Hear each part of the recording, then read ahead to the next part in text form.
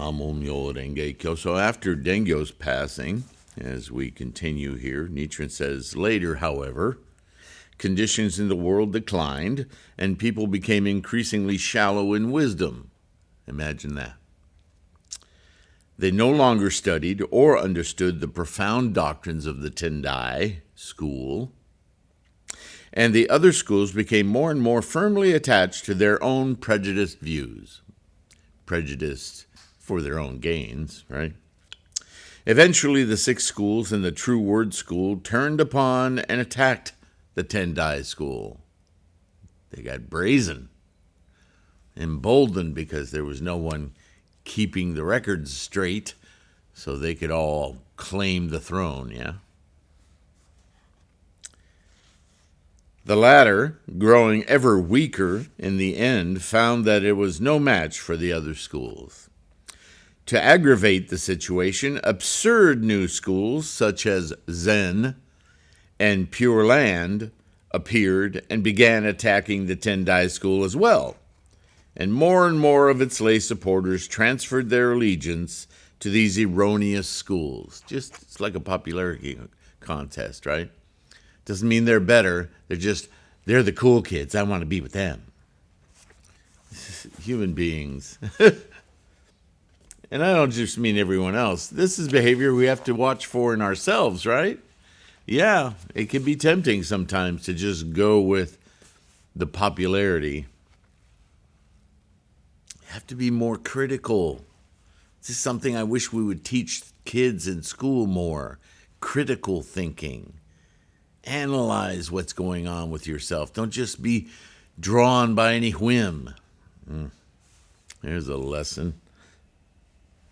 Turn my light. There we go. That's a little better. How are you doing? I hope you're healthy and secure this morning. Namo Myoho Renge Kyo. Thank you for being here. Thank you for your practice, as always. And if you can, at some point, especially subscribe. Right? YouTube does amazing things to get more people to see this resource. And that's what our goal is, propagation, yeah? Well, our goal is enlightenment, of course, but to continue.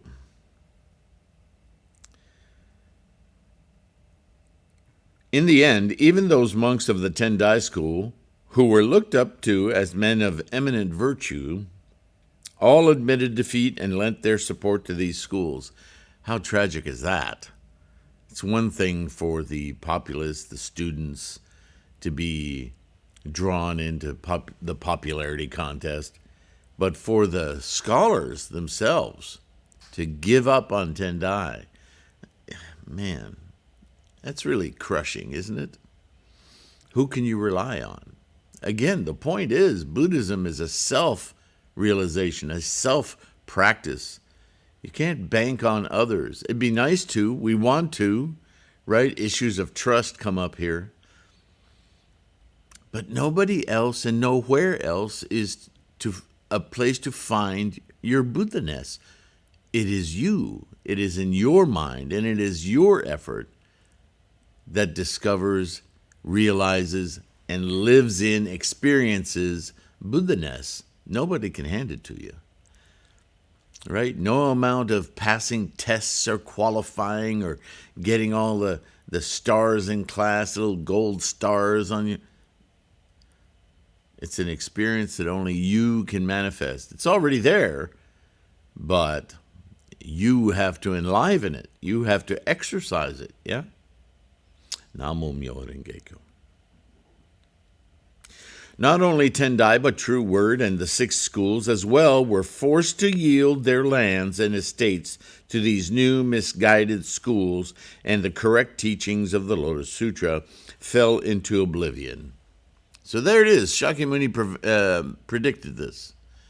He said there in this later age, over 2,500 years after my passing, the Lotus Sutra will be in danger of disappearing. People just won't want to make the effort. They would rather play games with hand positions and rituals and participatory trophies and being part of a club instead of looking inward and actually achieving their enlightenment. That's just too hard, too much work. He knew this would happen.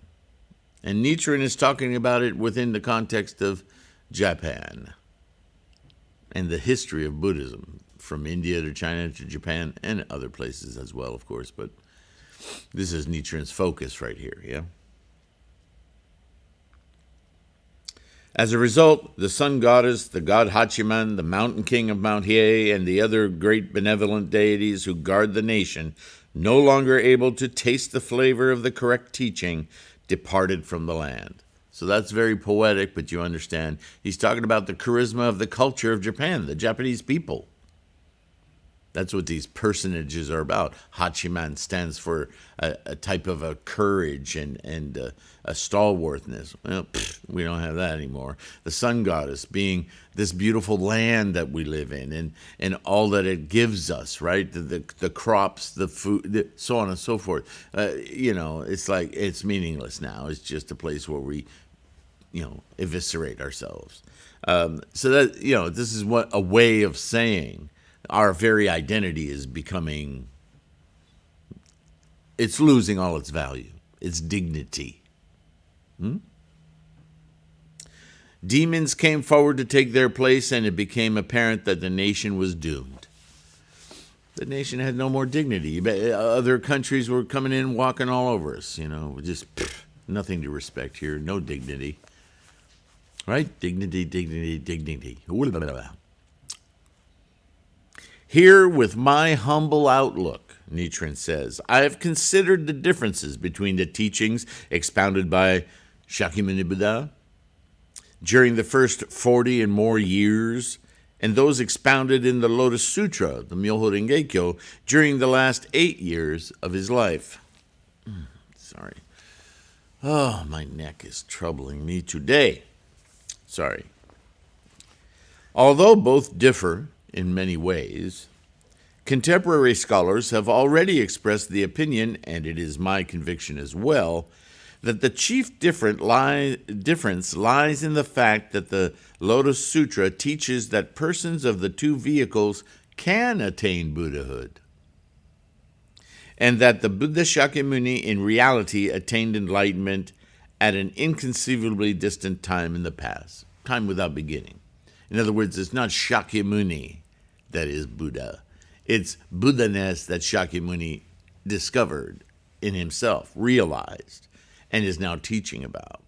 This is an extant state of formations. It is the energy of life, the engine of life, this energy and transformation constantly, moment to moment.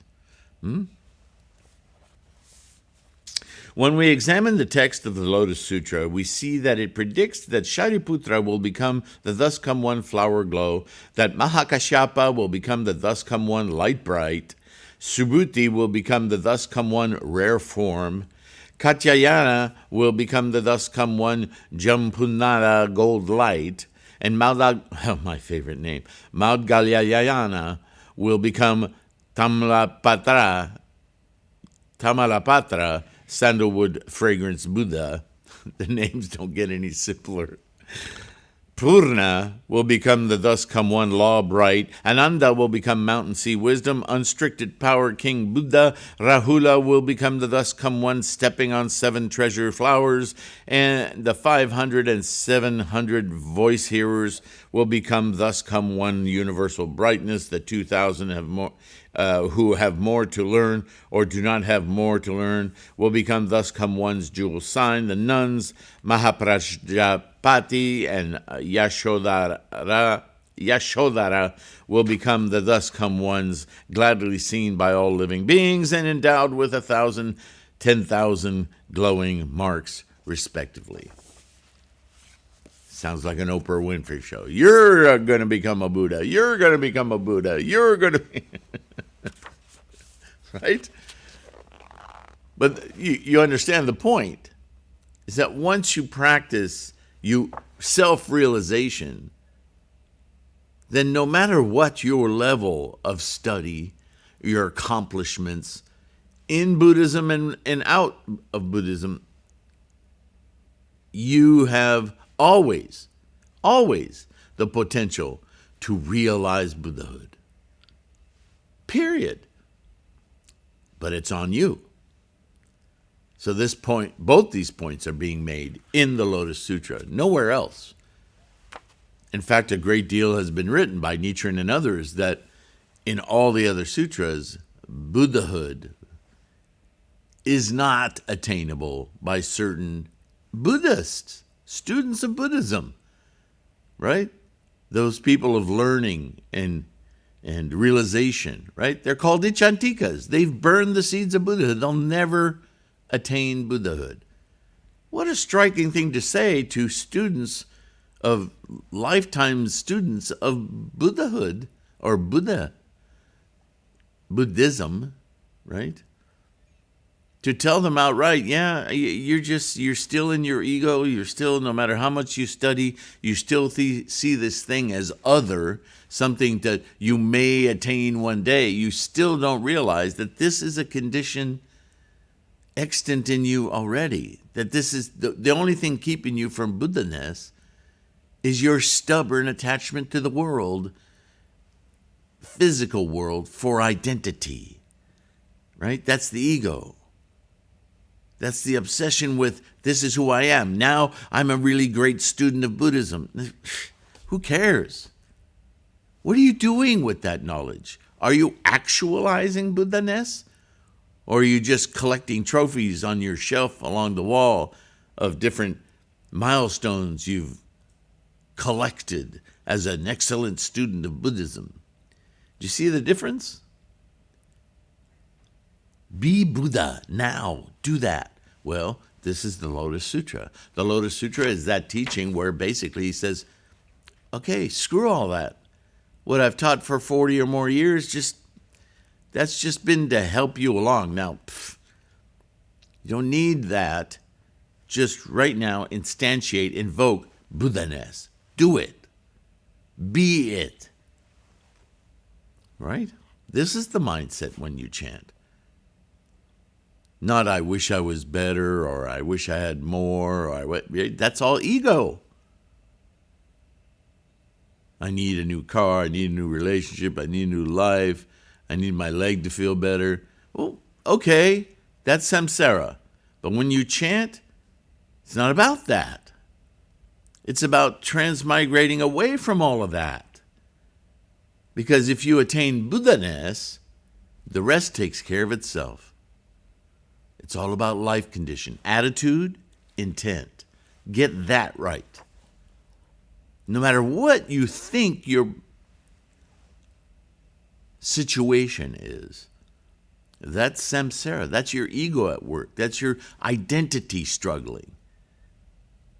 Just back it up for a few minutes, put it in a box, and be Buddha. And watch if that box when you get up, when you leave your transmigratory state with your mandala and your Gohonzon awake, if that box doesn't change substantially when you come back to it. That's the exciting part of this practice. It's almost like a challenge. Let me see. Okay, I think I'm in this situation right now. Let me go really center my mind on Buddha-ness. I wonder how things will look when I'm done doing that, or maintaining that as I re-enter this samsaric experience. Yeah, challenge it. Challenge your Gohonzon. Do it.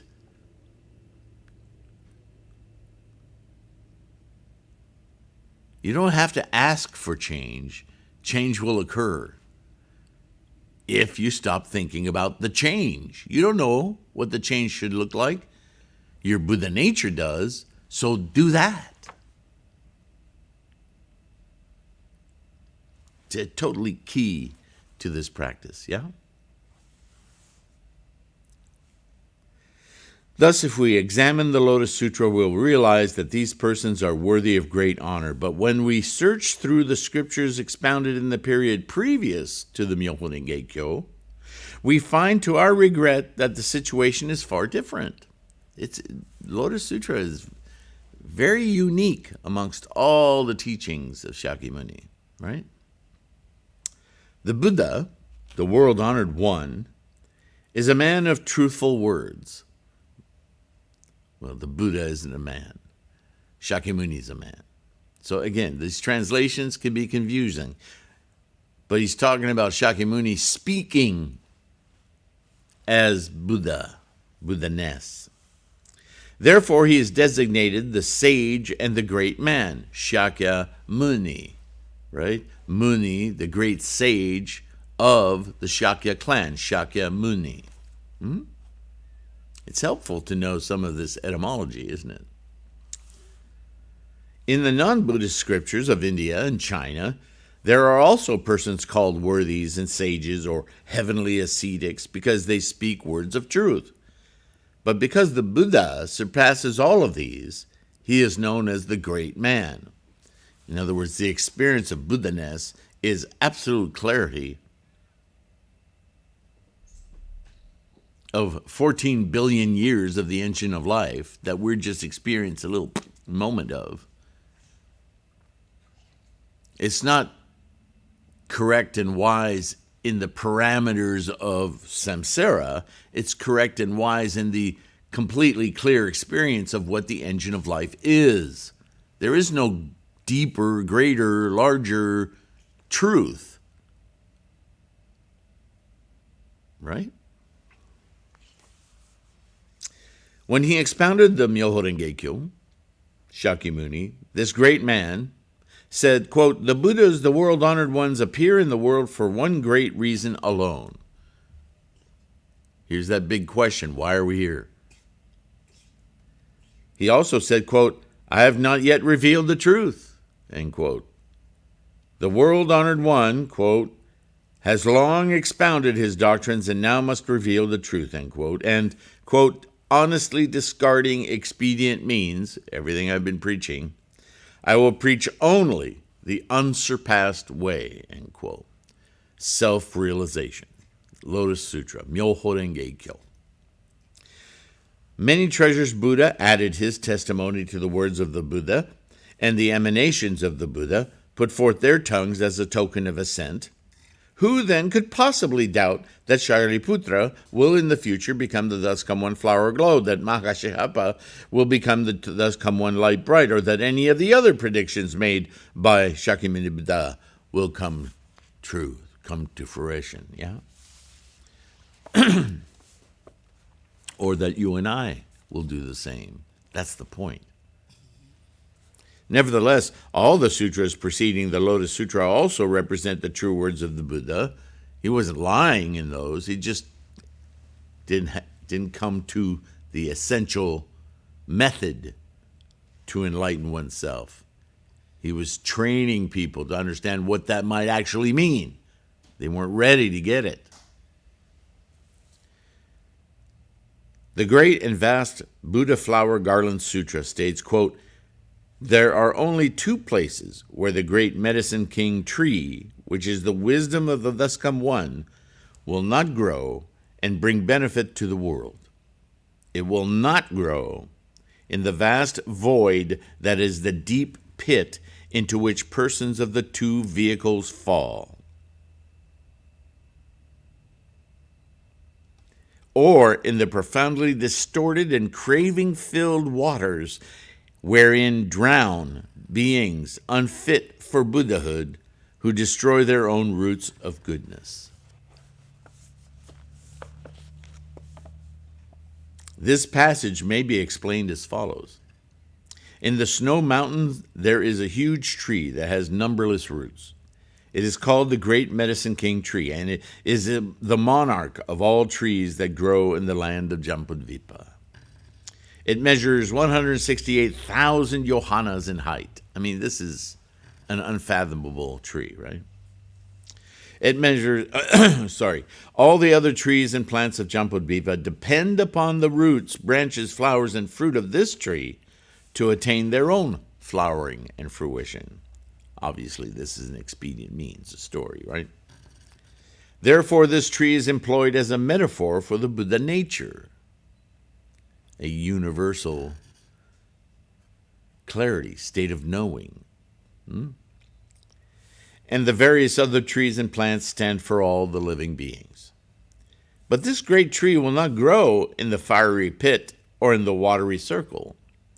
The fiery pit is used as a metaphor for the mind of persons of the two vehicles, learning and realization, right? And for the watery circle is used as a metaphor for the mind of ichantikas, or persons of incorrigible disbelief, ego. The scripture is saying that these two categories of beings will never attain Buddhahood. Well, not in those current states, of course, but they think they will. They think if they chant Amida Buddha all day long, they'll end up in the Pure Land after they die because they can't attain Buddhahood here and now. Come on. Even though the sutras say so, the beliefs are twisted because of the ego. Yeah. The Great Collection Sutra states, quote, "There are two types of persons who are destined to die and not to be reborn, and who in the end will never be able to understand or repay their obligations. One is the voice hearer, the learner, and the other is the cause awakened one, the Pratyeka Buddha, right? The world of realization.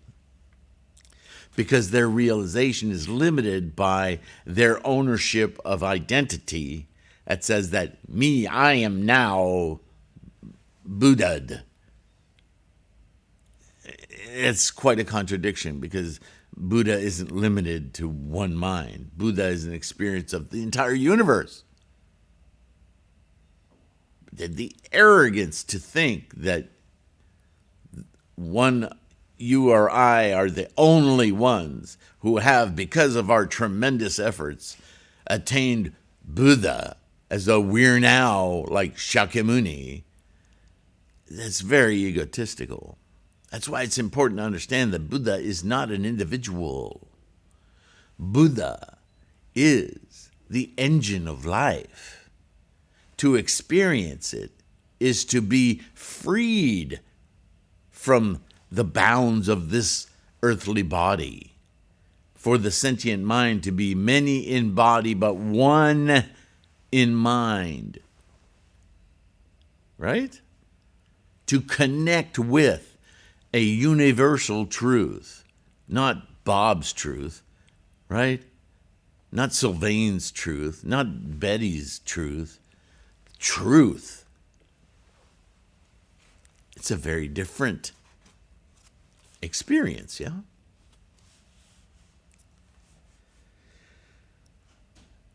That person will be unable to benefit himself or to benefit others because they're not focused on propagation, on seeing others around them, their environment, raise their life condition. They're just concerned, me. Ego. The voice hearer and the cause awakened ones are like this. They fall into the pit of emancipation and can benefit neither themselves nor others, end quote.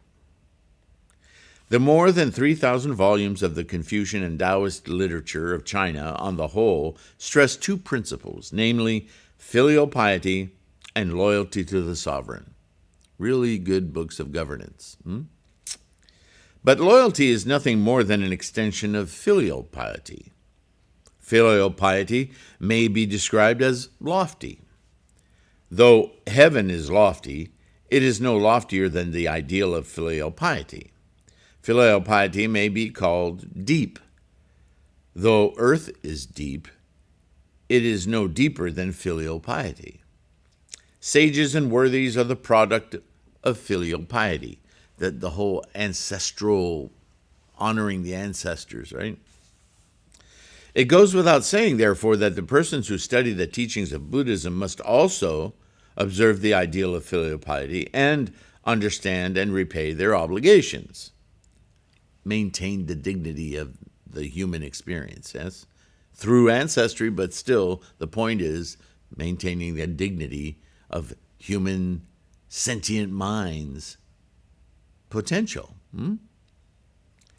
The disciples of the Buddha must without fail understand the four debts of gratitude and know how to repay them. In addition, Shariputra, Mahakashyapa, and the other disciples who were persons of the two vehicles carefully observed the 250 precepts and the 3,000 rules of conduct, mastered the three types of meditation known as flavor meditation, pure meditation, and free of outflows meditation, and the Agama Sutras, and freed themselves from the illusions of thought and desire in the threefold world. They must therefore have been models in the understanding and repaying of obligations. And yet the world-honored one declared that they were men who did not understand obligation. He said this because when a man leaves his parents and home and becomes a monk, he should always have as his goal the salvation of his father and mother. But these men of the two vehicles, although they thought they had attained emancipation, did nothing to benefit others. And even if they had done a certain amount to benefit others, they had not led their parents to the path whereby they could never attain Buddhahood. Or they had led their parents, to anyway, along the same path as their own. Thus, contrary to what one might expect, they became known as men who did not understand their obligations. Namo Myo Renge Kyo, Hector, Nichiren, my own parents. Whew.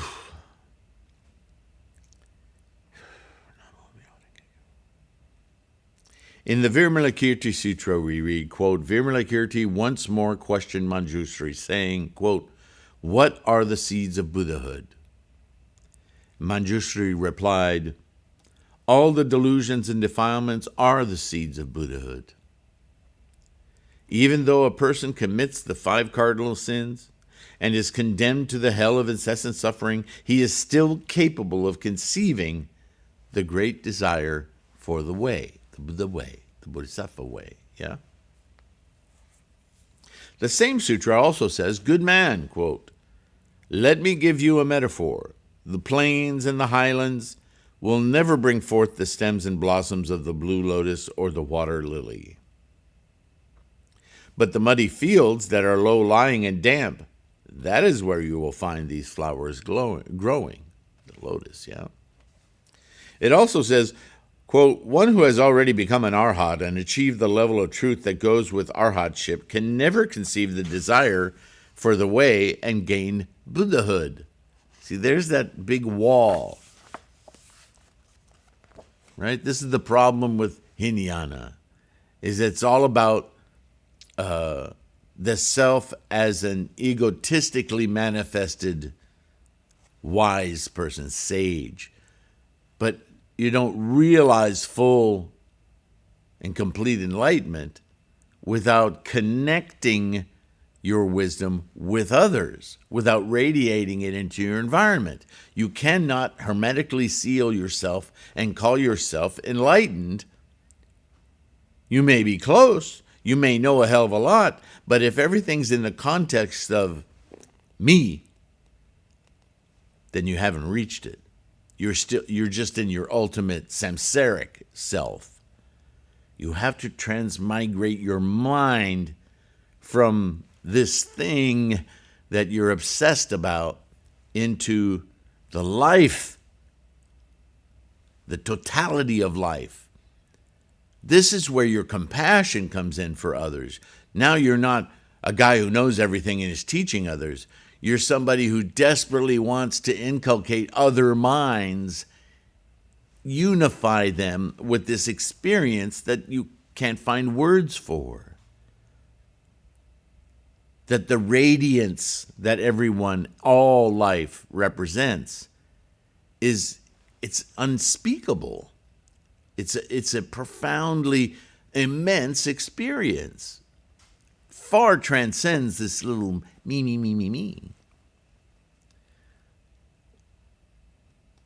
Do you see the difference? Wisdom, personal wisdom, experience. Very different.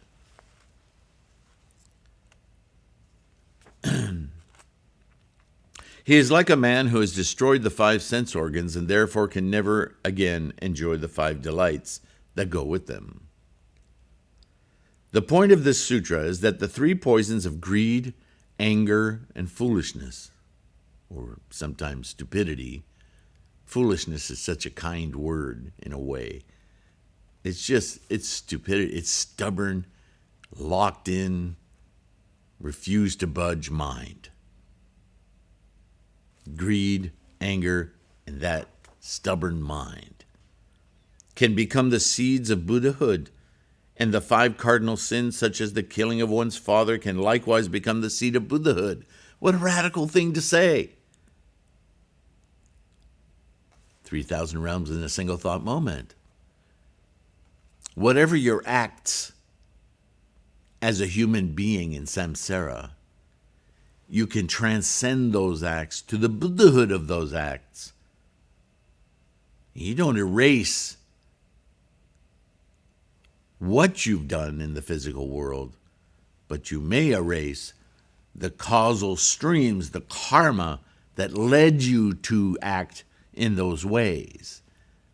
You see this liberation, this release from that ownership of that karma to the realization of this much larger scope of karma, the universe itself. It obliterates that little blip. Even though it may be heinous, you may be sitting in a jail cell for it, but you don't have to experience that. In samsara, you will deal with the consequences. And the way to overcome those consequences and slowly minimize them is to continue to awaken Buddha-ness. Do you see?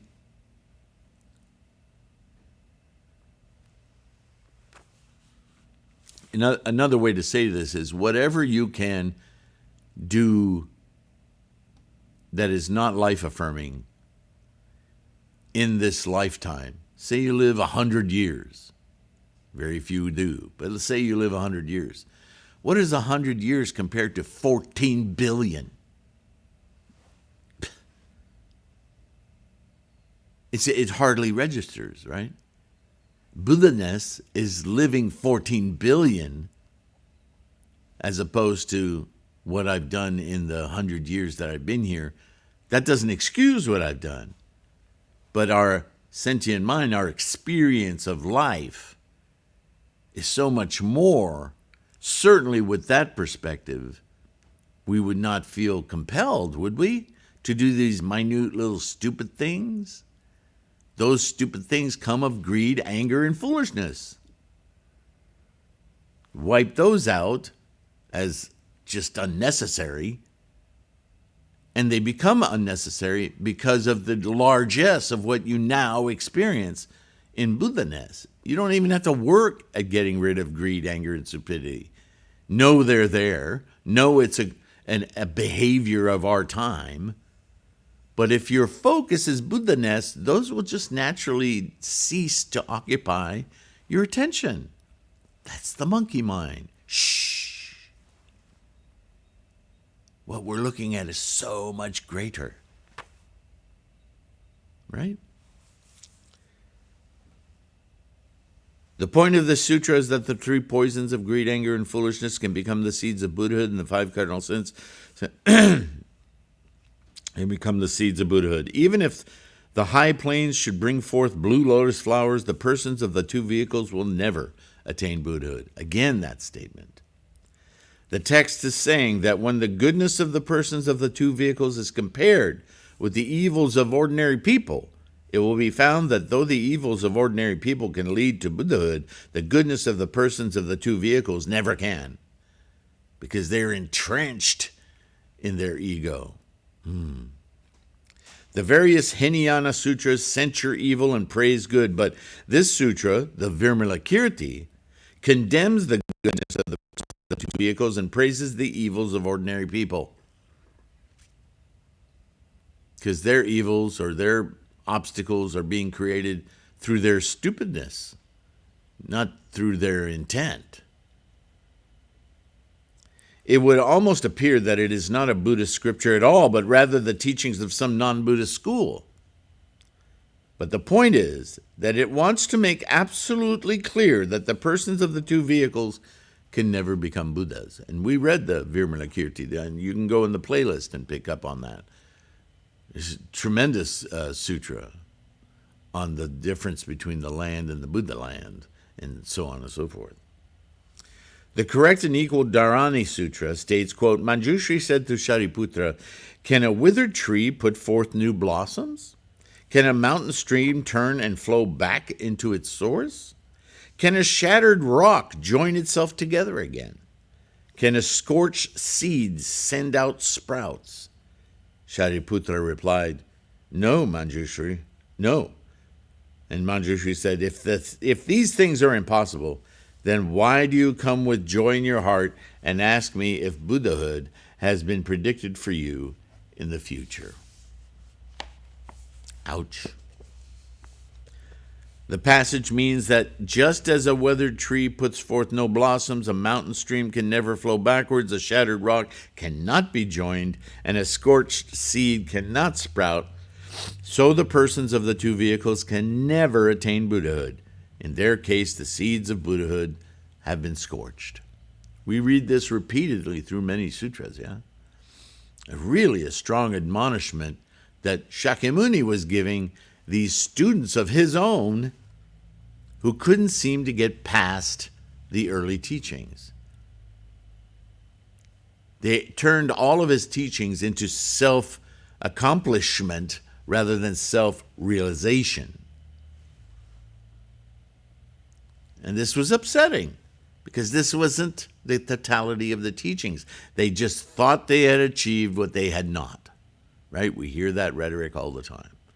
And so for those people, they were making a terrible cause for themselves. They thought they were excellent students, but they were egotistical. They cut short their realization by making it a self-identity rather than a self-unity, a self-universe rather than a self-Bob, Betty, so on and so forth, right? The larger Wisdom Sutra reads, quote, all you sons of gods, if you have not yet conceived a desire for perfect enlightenment, here it comes, now is the time to do so.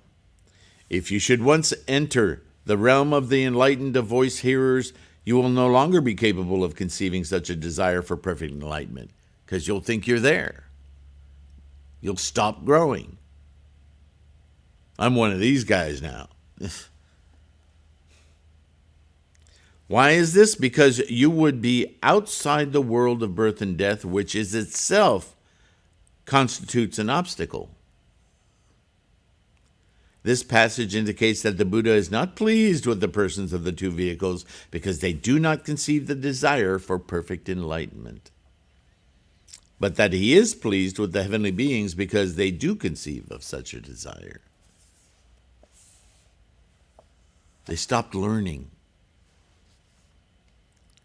The Shurangama Sutra states, if a person who has committed the 5 cardinal sins should hear of this Shurangama meditation and should conceive the desire for supreme enlightenment, then he would still be capable of attaining Buddhahood. But, world-honored one, an arhat who has put an end to outflows is like a broken vessel, and he will never be capable of receiving and upholding this meditation. Some of you have asked me about the Surangama, and I've done a couple of brief videos on it. And here it is referenced by Nichiren, right?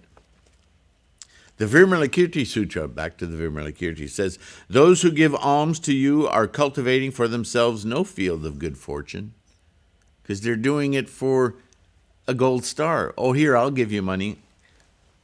Aren't I great? It's the wrong ichinen. Remember, we read all the time these letters from Nichiren who thanks people for the coins or the rice or the seaweed they've sent for him.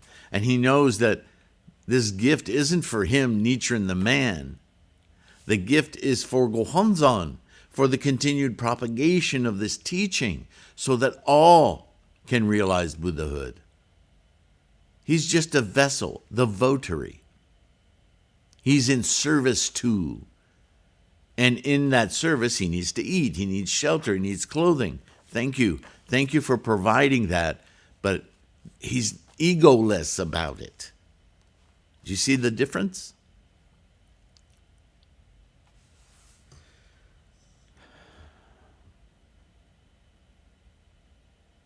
Those who give alms to you will fall into the three evil paths. This passage means that the human and heavenly beings who give alms to the sage monks, such as Mahakashyapa and Shariputra, will invariably fall into the three evil paths. Sage monks such as these, one would suppose, must be the eyes of the human and heavenly beings and the leaders of all living beings, second only to the Buddha himself. It must have been very much against common expectation that the Buddha spoke out time and again against such men before the great assemblies of human and heavenly beings, as we have seen him do. He talks about it in the beginning of the Lotus Sutra. All these arhats, who, when Shakyamuni says, now I'm going to drop the truth on you, and I think it's 8,000 arhats in the crowd, they stand up and go, we've heard all this before, we're out of here. Do you see why this upsets Shakyamuni? It's like, you bozos. You've learned from me, and now you're going to walk out on me because you don't understand that I'm going to give you something greater. You're so arrogant. And he doesn't say a word, right? He lets them walk away. Insults them after they're gone, tells the rest of the crowd, well, now that the trash is out of here, let's get back to work. I mean, it's really hardcore. This is no game, this Buddha-ness. This isn't just some fun thing we do to make ourselves feel good. This is huge. This is big. There's a tremendous responsibility to this. You can't take it lightly. Right?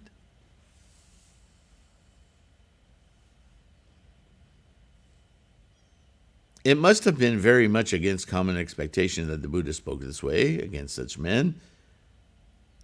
Was he really trying to reprimand his own disciples to death? In addition, he employed countless different metaphors in expressing his condemnation of the persons of the two vehicles, as I've already said, calling them donkey's milk as compared to cow's milk, clay vessels as compared to vessels of gold, or the glimmer of a firefly as compared to the light of the sun. He gives them credit for accomplishing something, but they've stopped themselves cold, so he's pissed off. Why don't you go beyond your own egotistical limitations? Come on, there's more to learn. I've got it. Right? He did not speak of this in one word or two, in one day or two, or in 1 month or two, in 1 year or two, or in one sutra or two, but over a period of more than 40 years. So if Shakyamuni talked about this for a period of 40 years, how hard is it, how easy is it to understand that he wasn't specifically calling out people of learning and realization, or Hinayana for that matter. He was talking about our human capacity for egotistical stubbornness. Right? This is one of the reasons that when we set up our altar for our Butsudan, our mandala, our area of practice to invoke our Buddha-ness, we keep the wall clear of anything else. We don't put any distractions around it that might take us away to our accomplishments, our trophies, our pictures, our this and that. Get it out of here. Right? That's samsara. It doesn't belong here. What we're going to achieve is itaidoshin, the universe mind. Experience Buddha-ness. Right? Not your Buddha. Not, I made it. I'm the coolest. I'm the big Buddha on campus. BBOC. Right? No, we're going to dip the ladle of our personal mind into the engine of life, timelessness, the entirety of causality, of formations of energy, moment to moment to moment, now. right? Big breath. Buddha-ness. Suddenly everything in life changes perspective. Completely different. We're not dragging anything along anymore. We're being in the manufacturing of time, moment to moment, experiencing the totality of what is potential, albeit in a personal vantage point. We see the entirety rather than just our own. It's immense. All right. I need to bring this to a close. He did not speak of this in one word, period of more than 40 years, in countless sutras, addressing himself to the great assemblies of countless persons, condemning the persons of the two vehicles without a single extenuating word. Thus, everyone learned that his condemnation was true. Heaven learned it, and earth learned it. Not only one or two, but hundreds, thousands, and 10,000s of people, the heavenly beings, dragon gods, and the assurers of the threefold world, all the humans and heavenly beings, persons of the two vehicles, and great bodhisattvas, gathered in assembly from the 5 regions of India, the 4 continents, the 6 heavens of the world of desire, the worlds of form and formlessness, and the worlds of the 10 directions, the learned and heard of it. Now, if he's not talking about the whole universe, what else would he be talking about?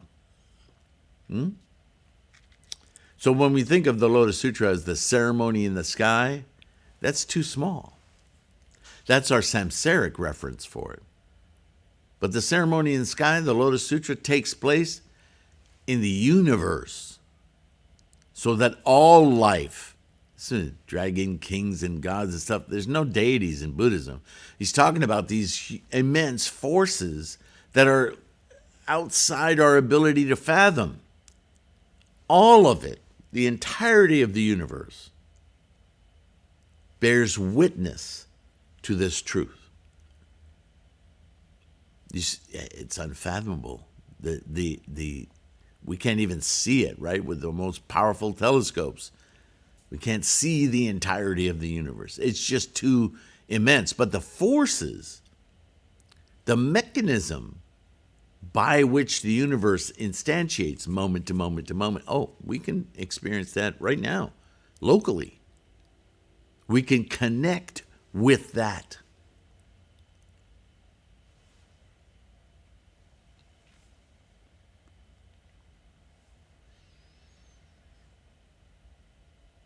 Then all these beings returned to their own lands, explaining the teachings of Shakyamuni Buddha of the Saha world, one by one, to the inhabitants of their respective lands, so that there was not a single being in the countless worlds of the 10 directions who did not understand that Mahakashyapa, Shariputra, and those like them would never attain Buddhahood, and that it was wrong to give them alms in support.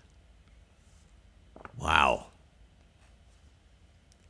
In the Lotus Sutra, preached during the last 8 years of his life, however, the Buddha suddenly regretted and retracted his earlier position and instead taught that the persons of the two vehicles can, in fact, attain Buddhahood. So what did Shakyamuni do? He was so determined to break these people of their egotistical attachment, identification, because that's the final straw. If you just break free with the knowledge that you have to experience the totality instead of your success,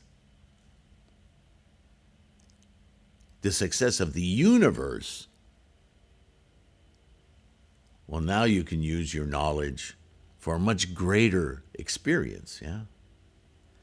Could the human and heavenly beings gathered in the great assembly to listen to him be expected to have confidence in this? Would they not rather reject it and in addition begin to entertain doubts about the sutras preached in this and earlier periods? Risky. They would wonder if all the teachings put forth in the entire 50 years of the Buddha's preachings were not in fact false and erroneous doctrine. How could you backtrack on this, right? To be sure, there is a sutra passage that says, quote, in these more than 40 years, I have not yet revealed the truth, right? Nevertheless, one might wonder if the heavenly devil had not taken on one of Buddha's forms and preached this sutra of the last 8 years, the Lotus.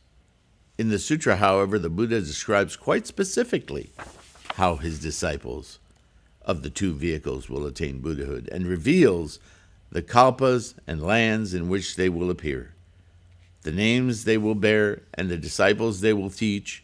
Thus, it becomes apparent that Shakyamuni Buddha, the Lord of teachings, is saying two different things. This clearly means that he is contradicting his own words. This is why the Brahmanists laugh at the Buddha and call him the great prevaricator.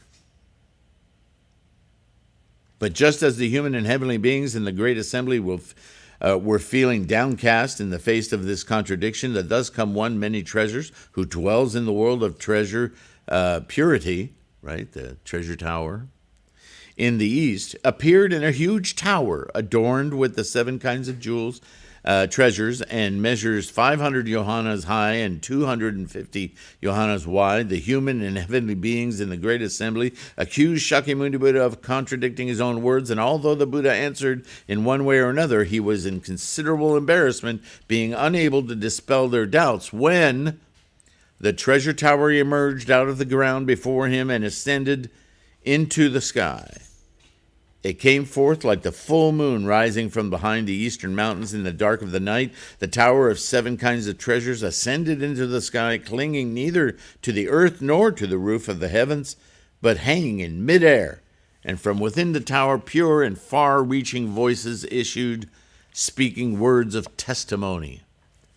As the Lotus Sutra describes it, quote, at that time, a loud voice issued from the treasure tower, speaking words of praise. Excellent, excellent, Shakyamuni, world-honored one, that you have taken the great wisdom of equality, a law to instruct the bodhisattvas, guarded and kept in mind by the Buddhas, the Lotus Sutra of the wonderful law, and preached it for the sake of the great assembly. It is as you say, Shakyamuni, world-honored one, all that you have expounded is the truth. Elsewhere in the Lotus Sutra, it says, at that time, the world-honored one, in the presence of Manjushri and the other immeasurable hundreds, thousands, 10,000s, millions of bodhisattvas, Mahasattva, who from old had dwelled in the Saha world, as well as human and non-human beings, before all these he displayed his great supernatural powers. He extended his long, broad tongue upward till it reached the Brahma heaven, and from all his pores he emitted immeasurable, countless beams of light that illuminated all the worlds in the 10 directions. So I'm going to stop there. But I want you to think about, as poetic as it sounds, in the context of the Lotus Sutra, what happened? What happened in this Lotus Sutra that's so unique, so mind-breaking, really,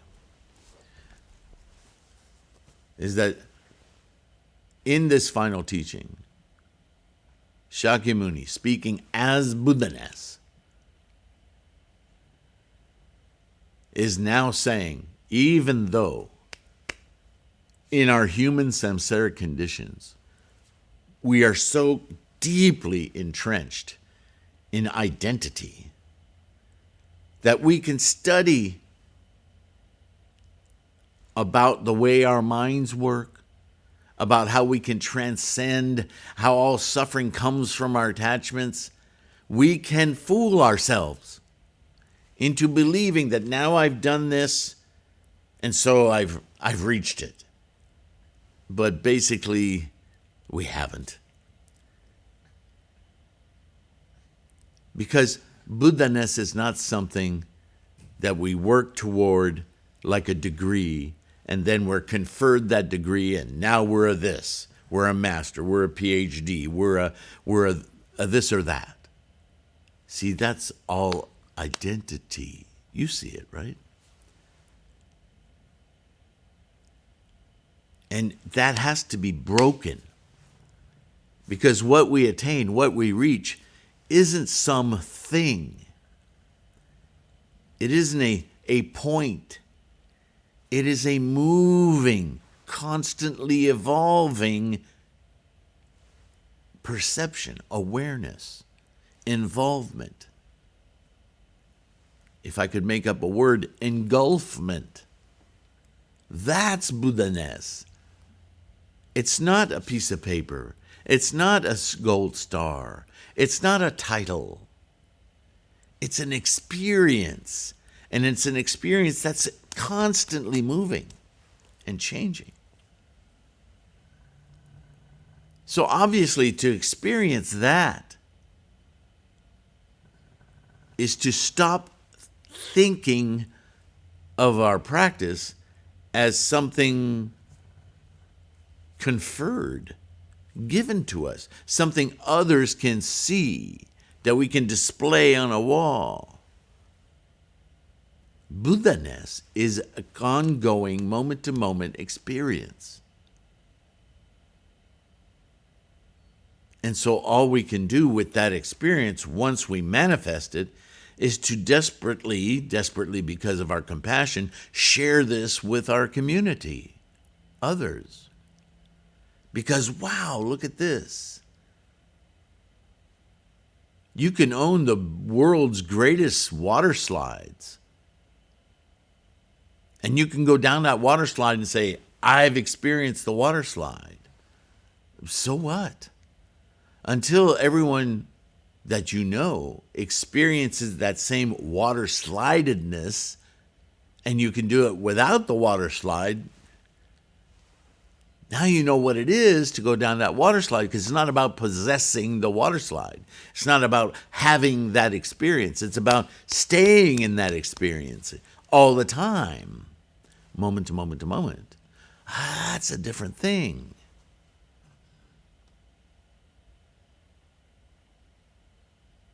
I hope this makes sense. I hope this is coming through, because it deeply affects the way that you chant. Your mindset, as it were. Get into the experience. Get into the movement. Right? Remove yourself from your position in front of your mandala, being there trying to receive something, and move into Buddha-ness. The entirety, yeah? All right. Long enough for today. Thank you for listening. Thank you for being here. Your practice is amazing. I'm so proud of you guys, really. And grateful, thankful for your support. Don't forget, like and subscribe for the Google thing. And if you can, please buy some of the ebooks, right, on threefoldlotus.com, or the print books if you prefer print on lulu.com. All the links are in the video and in the description. I believe I have them all there. Use that threefoldlotus.com site. There's a lot of free info there, as well as the links to the ebooks. And don't forget about the podcast, the audio podcast. A lot of you are loving those, so I'm very grateful that you're making use of that too. Anything I can do to support your practice, that's my whole cause and mission for being here. Thanks again. I will see you in the next one. Take care of your health, please. And I guess that's it. Bye for now.